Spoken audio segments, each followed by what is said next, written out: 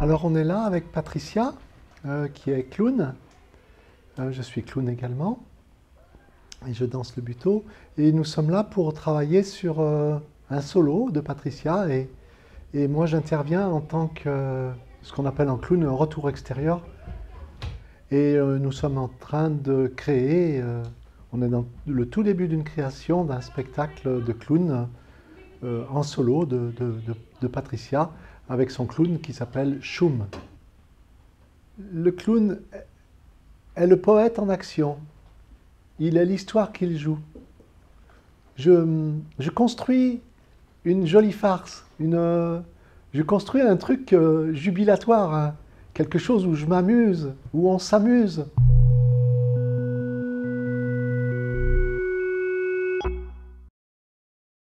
C'est une danse-performance, donc qui est née au Japon, et qui au départ était surtout une danse-performance de contestation.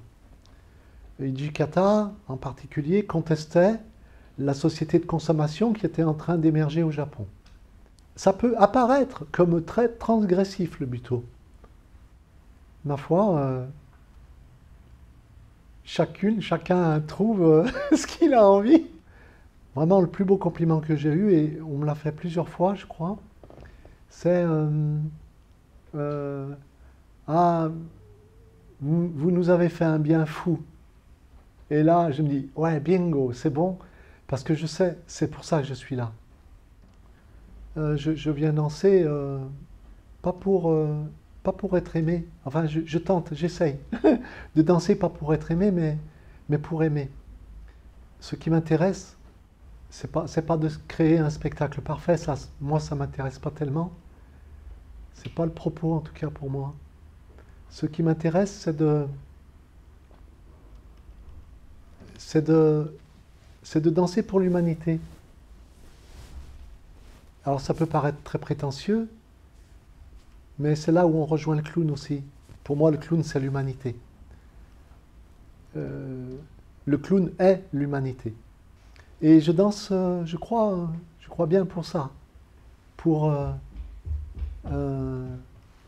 célébrer l'humanité.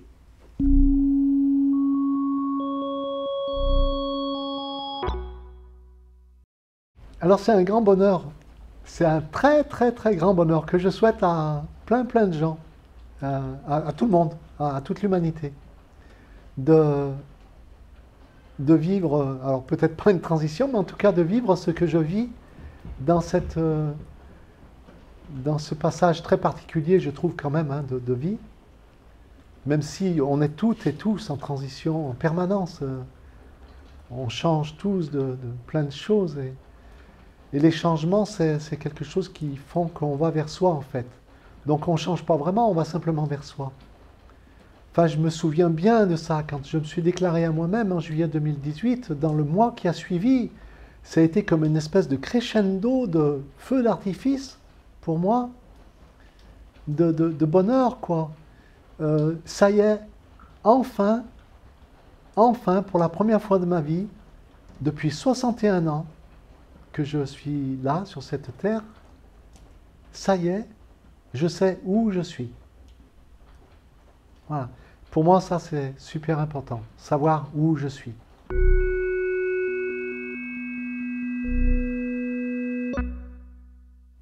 Être la femme que je suis, c'est quelque chose qui est une vieille histoire pour moi.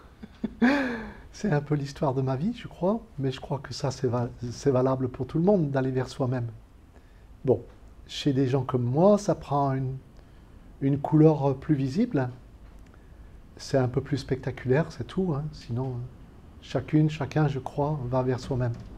Le témoignage le plus ancien que j'ai, c'est quand j'avais 20 ans. C'est une de mes belles-sœurs qui m'a redit ça, qui m'a dit, mais tu sais, quand tu avais 20 ans, tu m'avais dit, ah,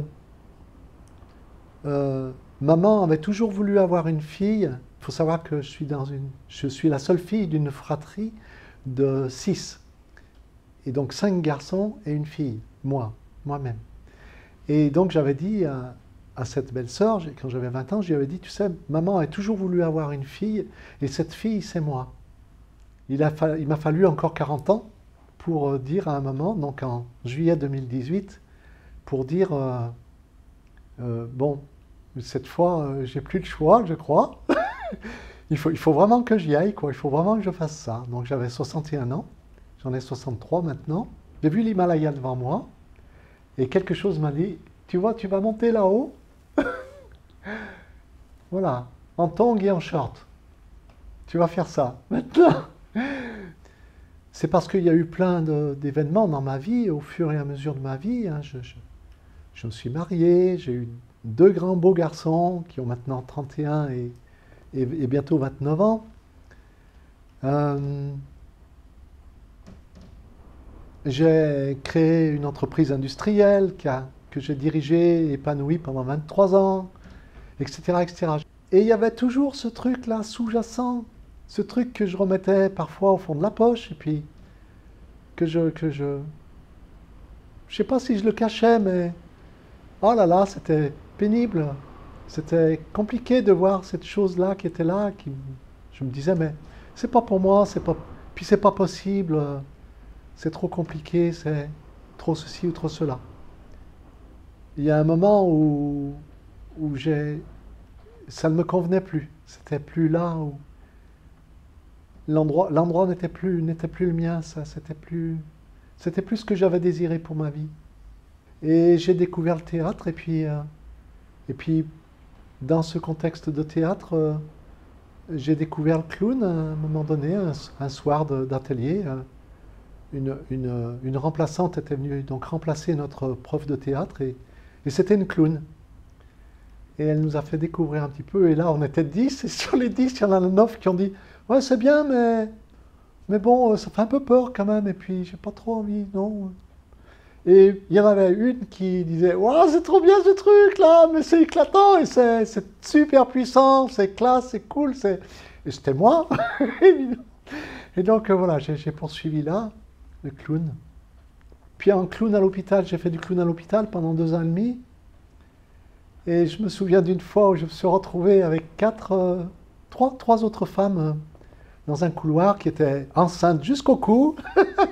Et du coup, mon clown, tout de suite, instantanément, s'est retrouvé enceinte, évidemment. Et c'était trop génial, quoi. C'était vachement bien. Et donc, il y a ça, il y avait ce truc-là.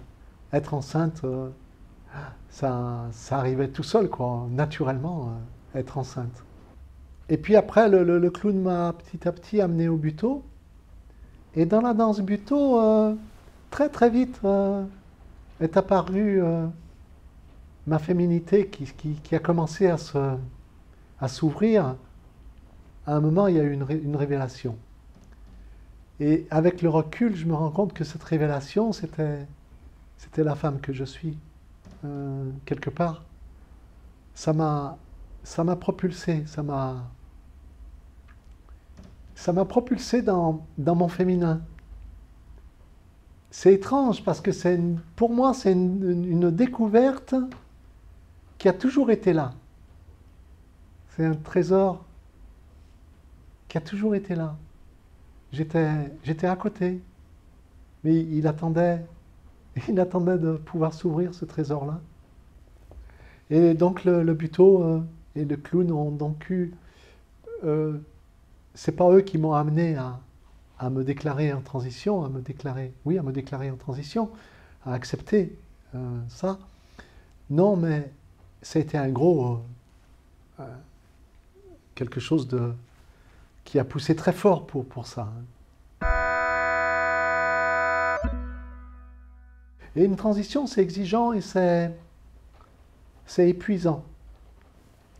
Oui, il faut tenir la distance, je trouve. C'est une course d'obstacles, une transition. Et là, on est vraiment dans le concret, là. On est dans le dur, là. Il y a plein de choses qu'on doit faire si on veut apparaître, si on veut que la femme que l'on est apparaisse. Euh, alors, on travaille sur la pilosité. Donc, on a des rendez-vous réguliers pour les séances d'épilation laser ou électrique. On travaille sur la voix. Pareil, on a des rendez-vous réguliers chaque semaine pour ma part. Ça a été, c'est encore bien sûr, avec une orthophoniste. On travaille avec une psychothérapeute pour ma part. Ça peut être avec un psychiatre, voilà, mais on travaille avec psy, voilà. Donc, et quand je dis travail, c'est vraiment ça. C'est quand je dis épuisant, voilà, c'est épuisant au sens du travail, au sens de l'énergie qu'on dépense. Vraiment, c'est waouh. C'est un sacré boulot. C'est une course de fond avec obstacles. Je me sens, je ne sais pas si je le suis, mais je me sens très féministe. Oui, oui, je me sens très féministe. Je ne me vois pas être femme trans, être dans une transition sans être féministe. Mais je reviens à la même chose, peut-être, c'est aller vers la femme que je suis. C'est défendre la femme que je suis, avec force, avec conviction parce que je l'ai cette conviction, avec puissance, avec volonté, autorité même, aussi, oui, défendre la femme que je suis, et donc défendre les femmes que nous sommes, toutes. Oui, c'est ça, être féministe pour moi.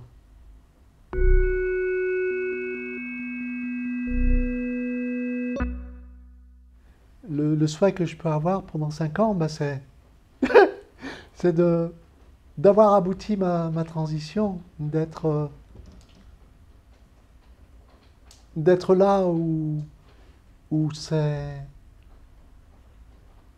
bon pour moi, d'être complètement dans ma maison. Maison ouverte. Maison, que ta maison soit suffisamment grande pour accueillir et suffisamment petite pour ne pas t'y perdre. Oui, j'ai envie d'être là dans 5 ans.